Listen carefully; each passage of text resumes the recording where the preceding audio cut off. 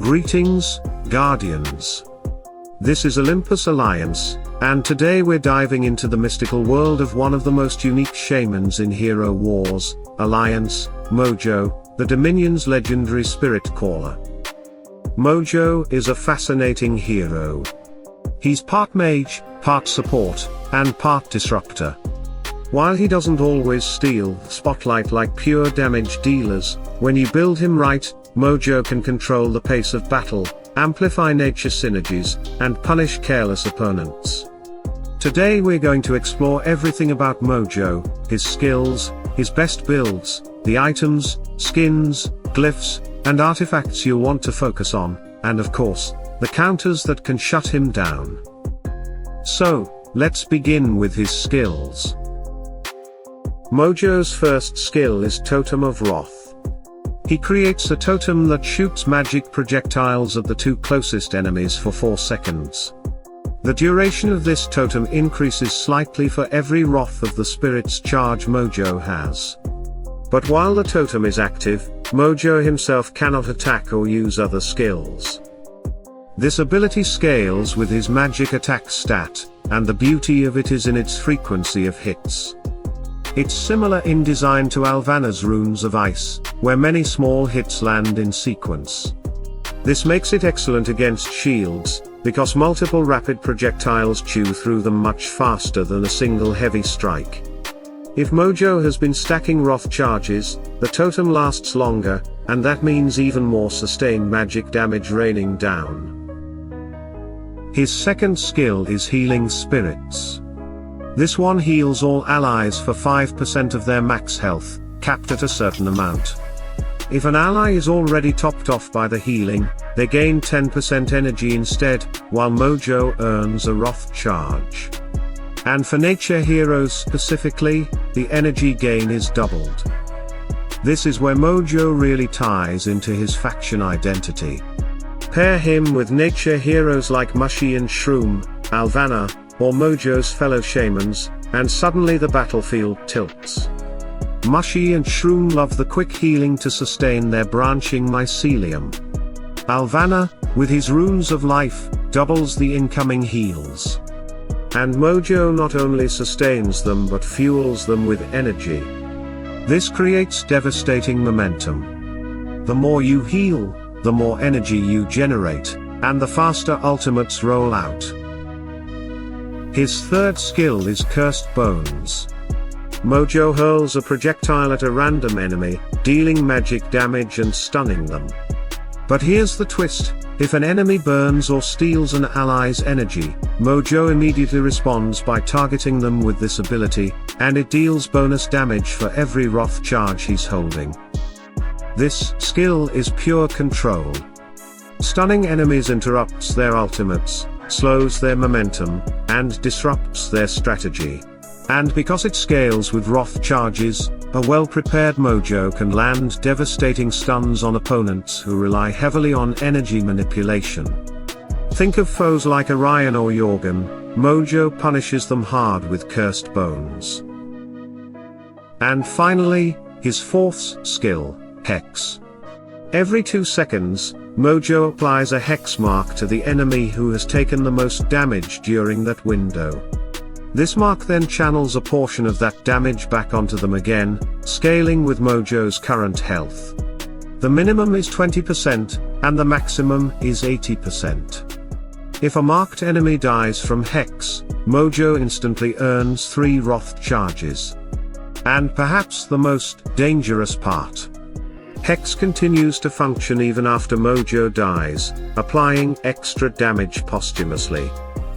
This makes Hex one of the most punishing abilities in the game.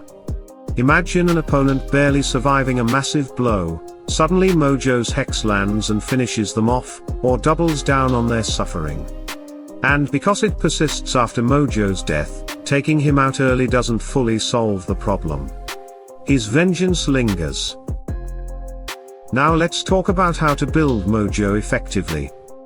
Mojo is classified as a mage, aligned with the way of nature, and stands on the middle line. His positioning allows him to stay relatively safe, but it also puts him in range of many midline counters. That means survivability and scaling are both critical. For items of rank, prioritize gear that boosts magic penetration and health. In violet ranks, look for items like the Funeral Totem, the Diviner's Orb, and the Tome of Fate. Once you progress to orange, push for the Staff of Neutralization, the Light of Distant Stars, and the Key to All Doors. By orange +3 or +4, Mojo is strong enough for mid-game and beyond. Now, onto skins. Mojo currently has 6. Default skin. Magic Attack. Another Magic Attack. Health. Magic Defense. Magic Penetration. Your top priority is the Magic Penetration skin. This is what lets Mojo punch through enemy defenses and land meaningful damage. Second comes the Health skin, because staying alive means staying effective. Without it, Mojo is too fragile. After that, work on his Magic Attack skins, which boost nearly all of his abilities. Then his default skin, which adds more balance, and finally the Magic Defense skin, which is nice but less crucial since Mojo naturally has good magic defense as an intelligence hero. If he ever receives another skin focused on health or magic penetration, that would become top priority immediately. For Glyphs, Mojo's set includes Magic Attack, Magic Defense, Magic Penetration, Health, and Intelligence. Start with Magic Penetration, just like his skins, this ensures Mojo can pierce defenses. Second, push his health glyph to keep him in the fight. Third, build up Magic Attack, which powers all of his offensive and support skills. Fourth, Intelligence for general scaling, and last, Magic Defense. While helpful, Mojo already has decent baseline magic resistance thanks to his primary stat, so it's the least impactful. Level all glyphs to around 40 for mid-game efficiency, unless you're aiming for skill class progression. For artifacts, Mojo's weapon artifact grants a bonus of magic penetration to all allies when he uses his first skill. His book artifact increases his own magic penetration and magic attack, while his ring scales intelligence. Here, the book artifact is top priority, since it directly increases Mojo's personal damage and penetration. Next comes his weapon artifact, because sharing penetration with the entire team multiplies damage potential, especially with other nature mages. Lastly, his ring, which provides scaling but less immediate impact. When it comes to the gift of the elements, max it out. Focus on intelligence and magic attack. Mojo can't afford to be underbuilt, his role requires him to survive and to amplify his magic output. For talismans, Mojo has 2 excellent options. His first gives intelligence and magic attack, perfectly suited to his role. His second grants armor and chance of magic critical hit, which adds some resilience and surprise bursts.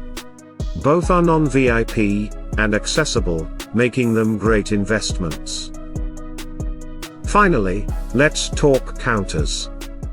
Mojo has weaknesses, and knowing them is crucial. Cornelius is his hardest counter. Cornelius targets heroes with high intelligence and punishes them with devastating proportional damage.